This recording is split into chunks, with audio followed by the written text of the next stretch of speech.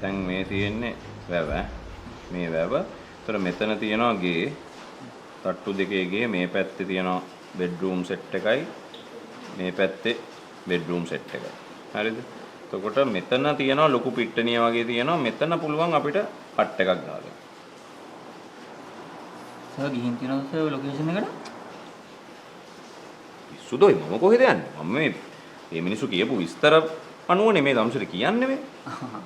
දැන් මේ සර් මේ කියපු එකක්ද මට නිකන් සර් නිකන් ගියා වගේ නේ ලොකුවට මවලා කියන්නේ. අනේ නෑ සර් කමන්නේ කමන්නේ. කියන්නකෝ සර්. පණ්ඩිත වෙන්න නැතු අහගන්නවකෝ. දැන් මොකද්ද මම කී කීට ඒකත් අමතකද? හට් එක සර් හට් එක අතන. හට් එක. දැන් මේ හට් එක දාගන්නවා මෙතන එළියේ. හරිද? මේ හැබැයි දැන් හට් එක එළියේ වුණාට අපි ඔය කෑම බඩු අරව මේවා දාන්න ගේ ඇතුළෙම තැනක් අනිවාර්යෙන් ගේ ඇතුළෙම තැනක් ඉල්ල ගන්න. ඇයි ඒ ඉතින් අපිට එළිය දාගන්න පුළුවන් නේ. වැස්සොත් එහෙම. දැන් මේ වෙනවනේ. හිතන්නේ නැති වෙලාවට වහින්න.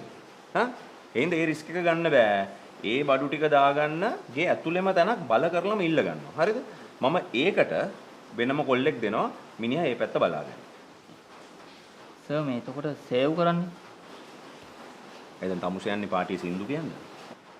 කියනවා නම් කියන්නත් පුළුවන් සර් ඈ. ඔක තව කොල්ලෙක්ව දාගෙන සර්ව් කරපන් ඉතින් නැත්තම් සර් මේ කස්ටමර් වාතයි වගේද?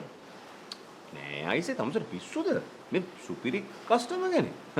තමුසලා හරි සර්විස් එකක් දුන්නොත් එහෙම මිනිහා ආයේ පැනලා ටිප් කරන්නේ. සමහරලාට මේ මැනික් ගල් වලුත් ටිප් කරන්න ඉඩ තියෙනවා. එහෙමට පොර. එහෙනම් වැඩේ හොඳටම කරනවා. හරිද?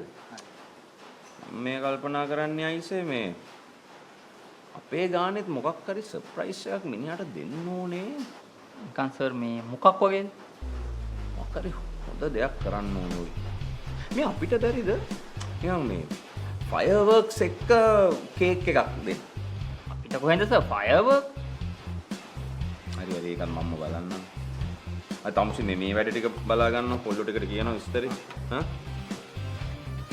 සර් අපි මේක සුපිරියට දෙමු ඈ. නිකන් සුපිරියට නෙමෙයි අති සුපිරියට කරන්න.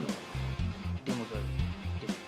ප්‍රිවෙන්ඩ් මිනිහට දෙන්න ඕනේ ජීවිත කාලෙට අමතක නොවන පාටියක්.